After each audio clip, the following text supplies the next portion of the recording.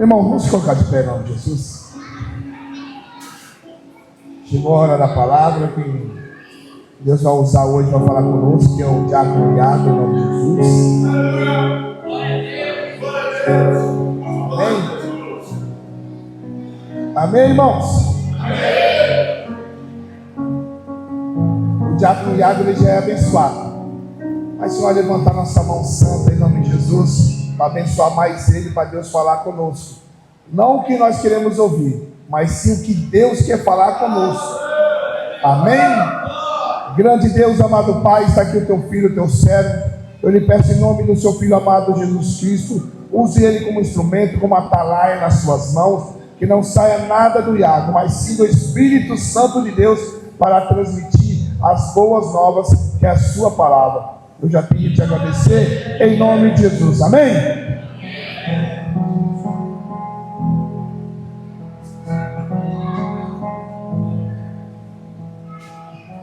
Glória a Deus. Cumprimento os irmãos com a paz do Senhor Jesus. Amém. Cumprimento os irmãos com a paz do Senhor Jesus. Amém. Glória a Deus. Irmãos, antes de eu abrir a Bíblia, gostaria de fazer uma oração. Gostaria que todos fechassem os olhos. Todos fechassem os olhos e encurvassem a cabeça. Senhor meu Deus, amado Pai, estamos aqui, Senhor, nesta noite.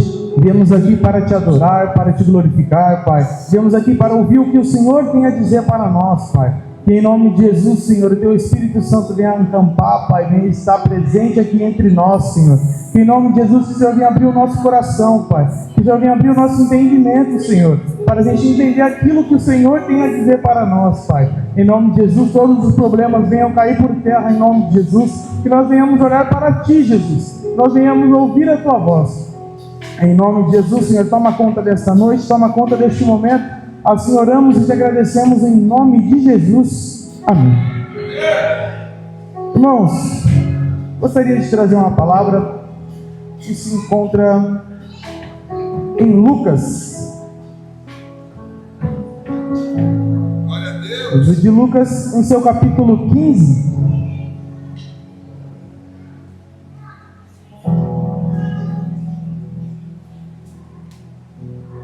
Lucas, capítulo 15, a partir do versículo 11. Lucas, capítulo 15, a partir do versículo 11. Todos encontraram? Glória a Deus.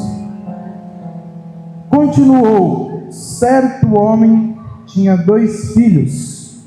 O mais moço deles disse ao pai: Pai, dá-me a parte dos teus bens que me cabe. E ele lhes repartiu os haveres. Irmãos, até aqui no momento. Tomem o seu assento, glorificando e exaltando o nome de Jesus. Irmãos, eu lendo essa palavra, acredito que todos já ouviram essa palavra em algum lugar, sobre o filho pródigo.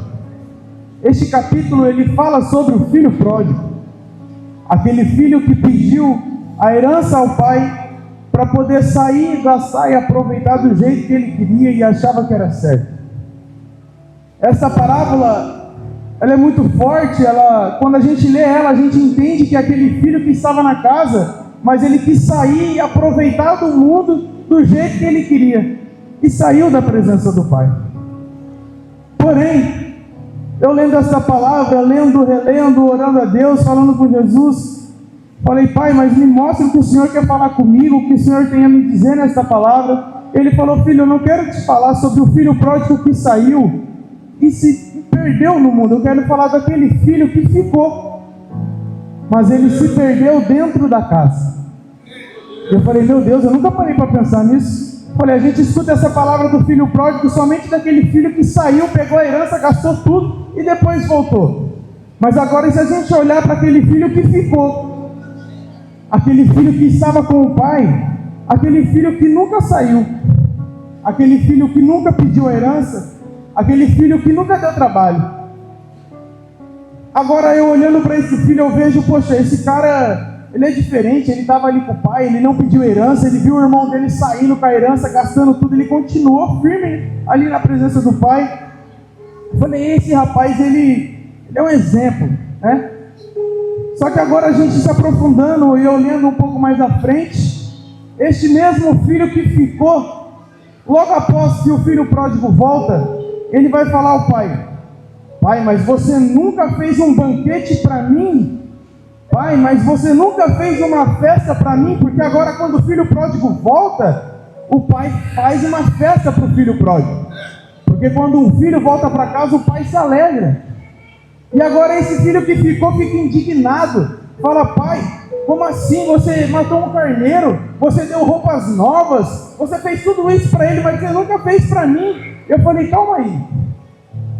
O rapaz que estava do lado do pai, todos os dias, trabalhando, estava ali com o pai, conversando, abraçando, agora ele está reclamando que nunca teve uma festa. Aí eu continuei lendo. Aí agora no versículo 31 do mesmo capítulo 15, vai dizer o seguinte: então lhe respondeu o pai: meu filho, tu sempre estás comigo, tudo o que é meu é teu. Então eu falei: calma aí, o pai falou que tudo o que é do pai é dele. Eu falei: mas como assim? Será que o pai vai dar tudo para ele? Fala: não, toma tudo minhas heranças. E eu comecei a entender. Eu falei: não, mas não é isso, não é sobre dinheiro, não é sobre herança, não é sobre o que ele tem. E eu falei: pai, mas como assim? Ele falou: tudo que eu tenho é teu. E eu comecei a entender. O filho que ficou, ele nunca saiu, ele nunca teve essa vontade de pegar a herança e gastar do jeito que ele queria. Ele sempre esteve do lado do pai.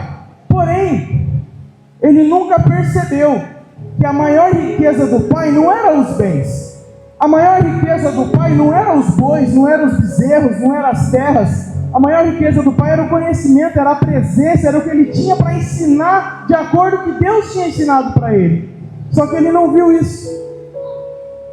Ele só conseguiu ver a festa que o pai deu para o filho.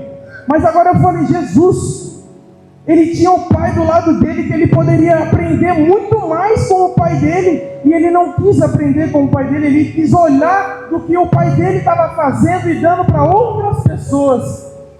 Eu já começo falando que quando a gente olha essa palavra, a gente tem que imaginar a nossa vida com Deus. A nossa vida com Deus nada mais é do que a palavra do filho pródigo. Nós estamos sempre ao lado do pai, nós sempre estamos buscando a Deus. Porém tem vezes que a gente olha para o outro e fala: Deus, por que não poderia ser a mim? Deus, por que o Senhor não me dá? Só que a gente não pode olhar com este olhar. A gente tem que olhar: Senhor, tudo que é teu é meu, Pai. O que é de Deus? A presença de Deus, o Espírito Santo, a paz que excede todo entendimento. Tudo isso faz parte de nós. Então eu comecei a entender isso e eu falei: pai, mas tudo bem, aonde que o senhor quer falar? O que o senhor quer dizer? Eu falei, e ele falou: filho, pensa comigo. Imagine você pai, imagine você mãe. Você tem 2 filhos. Um filho é bagunceiro e um filho é bonzinho. As mães têm o maior costume de falar que não tem filho preferido. Eu acredito que não tem. Porém, o tratamento com o filho bonzinho é de um jeito, e o tratamento com o filho malcriado é outro. O tratamento com o filho bonzinho, você não precisa falar 2 vezes para ele poder fazer. Você fala uma vez, ele já faz, ele já entende. Você vai corrigir o filho bonzinho, ele não vai te responder: não, mas por quê? Vai falar: tudo bem, pai, eu vou melhorar da próxima. Só que agora, se o pai for dar bronca no filho malcriado, ele vai debater com o pai: não, pai, não, eu não fiz isso não. Não, eu não sou assim não. Você está doido? Eu vou fazer isso? Não, jamais. Ele vai mentir, ele vai fazer tudo errado. A conversa do pai com o filho malcriado, muitas das vezes tem que ser rígida, tem que botar de castigo, tem que lhe ensinar uma lição para ver se ele aprende. E assim foi com o filho pródigo. O filho pródigo teve que passar pelo que passou, comer comida de porco, teve que sair de casa, acabar com o dinheiro e fazer tudo de errado e passar pelo pior que ele passou, para ele poder aprender que a casa do pai tem tudo o que ele precisa. Porém, o filho bonzinho, ele fazia tudo certo, mas ele não entendeu que na casa do pai tem tudo o que ele precisa. E nós entendemos isso, e nós olhamos para o filho pródigo e falamos: nossa, mas ele pegou tudo e saiu e fez tudo de errado. Porém agora ele teve o coração aquebrantado de entender que na casa do pai ele tinha tudo. Não era sobre dinheiro, porque ele pegou todo o dinheiro que ele queria, ele pegou toda a herança, ele tinha muito dinheiro, o pai dele tinha muito dinheiro, terras, bezerro, ouro, ele pegou muito dinheiro, só que ele viu que a riqueza que ele queria não era o dinheiro, a riqueza que ele queria era a presença de Deus. E muitas das vezes nós oramos a Deus falando: Pai, me dá isso, Pai, me dá aquilo, Senhor, me leva às alturas, Senhor, me leva aquele emprego, Pai, me dê aquele carro, me dá aquela casa. Mas irmãos, nós temos que começar a orar diferente. Nós temos que falar: Pai, o Senhor está comigo, eu estou na tua casa, eu estou na tua presença, Senhor, tudo que é teu é meu. Pai, me dê a tua presença, Senhor. Pai, me dê a tua palavra, Senhor. Senhor, me dê a tua presença do Espírito Santo, Pai. Me dê a tua verdade para que eu não venha cair na mentira, Pai. Me dê tudo aquilo que o Senhor deu para os teus filhos, Senhor. E quando nós entendemos que a maior riqueza que Deus tem para nos dar não é dinheiro, nós vamos começar a agradecer a todo momento pela presença, pela comida que temos em casa, pelo lar que temos, pela família que temos, e não vamos querer pegar mais nada que não é nosso. E eu falei: Senhor, mas eu me comovi com essa palavra. Eu falei: Pai, é uma palavra tão conhecida, tão simples, mas que nos ensina muitas coisas.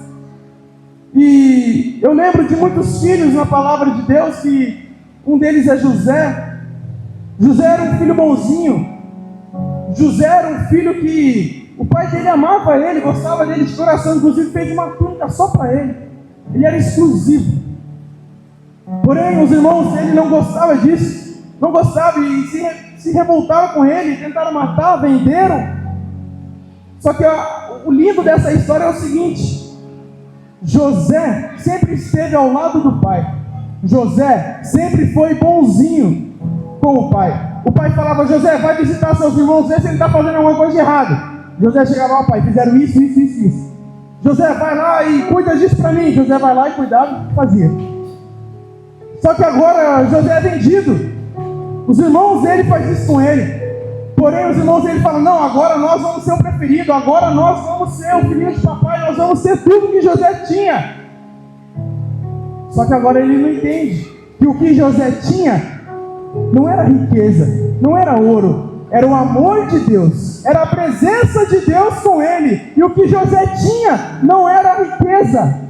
E agora José é levado para o Egito como escravo, e agora José vira governador. E aí os irmãos vão até ele e falam: oxe, você virou governador, como assim? A gente tirou você da presença do pai, era para você ter perdido tudo que você tinha. Aí eu imagino assim, irmãos, não está na Bíblia, mas eu imagino José falando: mas quem disse que eu estava com o meu pai com interesse? Eu estava com meu pai pela presença que ele carrega, que ele podia me dar. Ah, irmão, vocês não estão entendendo. O pai, ele quer dar mais do que carro, do que dinheiro. O pai quer dar a presença de Deus. O pai quer dar a paz. O pai quer que você durma na paz, acorde na paz, ande trabalhando na paz, tem alegria, tem amor todos os dias. E não fique murmurando: Senhor, me dá a sua riqueza. Pai, eu preciso disso. Pai, eu preciso daquilo. Você não precisa de nada a não ser da presença de Deus. Pois quando você tem a presença de Deus, tudo fica simples quando está na presença de Deus.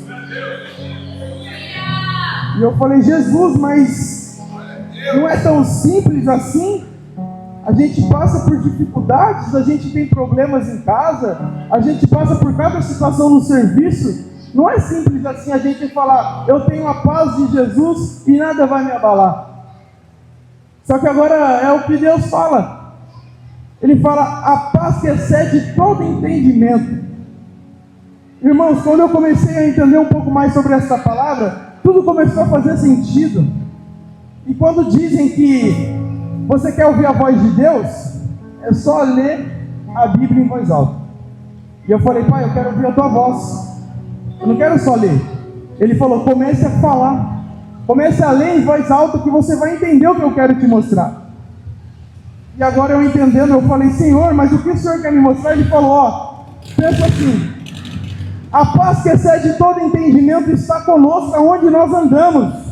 E agora nós estamos com problemas, com situações difíceis. O que nós vamos fazer? Murmurar. O que nós vamos fazer? Vamos reclamar. O que nós vamos fazer? Vamos chegar em casa e vai falar: Senhor, foi tudo difícil, Pai, nada aconteceu conforme eu planejei. Só que o Senhor vai falar assim: ei, eu tenho uma palavra para a sua vida, eu tenho uma promessa na tua vida. Se eu falei que um dia vai chegar, vai chegar. Tudo que está acontecendo é processo. Aguenta e agarre na minha mão, porque a paz que excede todo entendimento vai estar com você aonde você passar. Isso faz toda a diferença. E eu anotei alguns versículos quando estava falando com Deus e orando. Gostaria que os irmãos colocassem aqui para mim, que fala um pouco sobre pai, um pouco sobre o amor de pai. E eu falei: Senhor, isso é muito bom, muito importante, que está em Romanos, em seu capítulo 8, versículo 38. Se os irmãos colocarem para a gente. Romanos 8, 38. Pois estou convencido de que nem a morte, nem a vida, nem os anjos, nem os demônios, nem o presente, nem o futuro, nem os poderes. Pode passar, irmão. Nem altura, nem profundidade, nem ninguém em toda a criação será capaz de nos separar do amor de Deus que está em Cristo Jesus, o nosso Senhor. Então, irmãos, essa parábola do filho pródigo, a gente vê que é Deus quem está conosco e nós somos o filho. E nós entendemos nesse versículo de Romanos que a paz que excede todo entendimento é Deus estando conosco.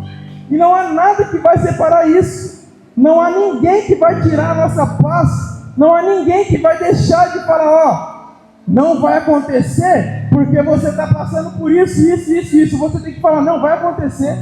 Vai acontecer porque independente do estado que eu estou, independente do lugar que eu estou, isso não define o que Deus tem para mim. Eu queria colocar também aqui, 1 João capítulo 4, versículo 19.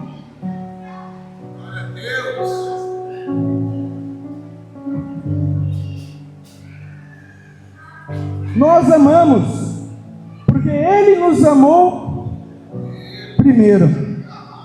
Irmão, aqui fala do amor de pai. Do amor de pai que a gente tem que ter através da palavra que foi dita. Aquilo que o irmão do filho pródigo estava procurando, não era paz, não era amor, não era amor. Ele poderia ter falado: nossa, meu irmão saiu, ele não deveria ter saído, o meu irmão vai aproveitar a vida do jeito errado. Ele demonstraria amor com isso, mas ele não demonstrou amor. Ele falou: nossa, ele ficou com inveja, nossa, ele teve uma festa e eu não tive, ele tem isso e eu não tenho. Porém, se ele tivesse olhado ao contrário e falado: não, o meu irmão precisa de ajuda, vamos orar por ele. Não, o meu irmão, ele saiu aí de cabeça cheia, vai fazer alguma coisa errada, eu vou orar por ele. Ao invés de a gente olhar pelo erro, olhar pelas conquistas, vamos olhar com amor. Porque se nós amamos, Deus também ama. Se nós fazemos para onde, Deus também faz conosco. Isso é amor. E a maior prova de amor de Deus para nós está em João capítulo 3, em seu versículo 16. Porque Deus tanto amou o mundo que deu o seu Filho unigênito, para que todo aquele que nele crê não pereça, mas tenha a vida eterna. Mais uma vez, porque Deus amou o mundo, porque Deus tanto amou o mundo que deu o seu Filho unigênito, para que todo aquele que nele crê não pereça, mas tenha vida. Tenha vida. Glória a Deus. Então a maior prova de amor, irmãos, não é casa, não é carro, não é dinheiro, não é serviço bom. Isso é bom, é bênção, mas a maior prova de amor é a presença de Jesus conosco. Nós possamos estar em casa com a geladeira vazia, irmãos, mas se nós tivermos a presença de Deus, nós cremos que no dia seguinte nós vamos acordar e vai estar cheia. Isso é a presença, isso é a maior riqueza que nós possamos ter. É nós falarmos: nossa, semana que vem eu tenho que pagar a conta, mas eu não tenho dinheiro, já foi tudo, eu já paguei tudo, e agora? É você falar assim: não, vamos descansar, Porque a maior riqueza que nós temos é a presença de Deus. É a presença daquele que pode tudo, que faz tudo, que não depende de ninguém. Essa é a maior riqueza que nós possamos ter. Então, irmãos, que nós venhamos entender essa palavra, que o filho pródigo, ele saiu, ele fez o que fez, porém aquele filho que ficou, ele não aproveitou a presença do pai do lado dele, e o pai falou para ele: ei, tudo que eu tenho é teu, aproveita. O que o pai tinha? Conhecimento, presença, sabedoria, palavra, e ele não quis, porém essa é a maior riqueza que ele poderia ter. Então, irmãos, que nós venhamos entender que enquanto nós estamos na casa do Pai, na presença de Deus, nós temos que tirar tudo aquilo que o Pai tem para nos dar. Nós temos que falar: Senhor, o que o Senhor tem para mim? Ele vai falar: ei, filho, vem cá que eu vou te mostrar na palavra. Eu dei o meu filho para que você não morresse. Ei, eu amei primeiro para depois você amar. Ei, eu te amo. E o que você vai fazer com isso? Você vai reclamar? Você vai murmurar do problema que aconteceu? Você vai falar: Senhor, eu estou passando por dificuldade. Mas aí você entende que a maior riqueza é a presença. E se tem presença, não tem dificuldade. Tem momento difícil, mas não tem dificuldade, porque para Deus nada é difícil. E se nós estamos com o Pai, e tudo que é do Pai é nosso, está tudo resolvido, irmãos. Então, irmãos, que nós possamos levar essa palavra conosco. O Senhor falou comigo nessa palavra de um jeito diferente. Falou que a riqueza que nós possamos tirar de Deus não é bens materiais, não é tudo aquilo que nós queremos ter, mas é aquilo que nós precisamos. É a palavra de Deus que excede todo entendimento. É a presença de Deus que no meio da guerra, no meio da tribulação, no meio de todos os problemas, é a presença de Deus quem vai nos dar certeza de que o amanhã vai ser melhor, e de que depois de amanhã vai ser melhor ainda, e de que todo problema fica na sola do pé de Deus. Então, irmãos, gostaria que todos se levantassem em nome de Jesus.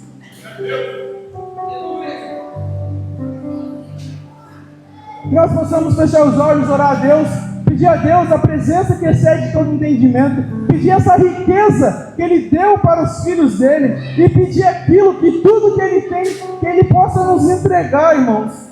Irmãos, que em nome de Jesus nós possamos olhar para Deus não como um pai que tem para nos dar, não como um pai que vai realizar sonhos, não como um pai que está aqui para entregar alguma coisa, mas como um pai que está aqui para nos ensinar a amar ao próximo, como um pai que está aqui para nos ensinar a olhar com amor para os nossos irmãos, e que nós venhamos pedir a Deus aquela presença que Ele tem, que nós venhamos pedir a Deus aquela palavra que Ele sabe falar, e que nós possamos pedir a Deus toda a presença e toda a paz que excede todo entendimento, e que nós venhamos sair daqui crendo que todo problema em frente a Deus não é nada quando nós estamos com Ele, e que nós possamos acalmar o nosso coração diante da presença, para que nós possamos ter calma, para que nós possamos ter paz. Então, em nome de Jesus, dê uma salva de palmas para Jesus.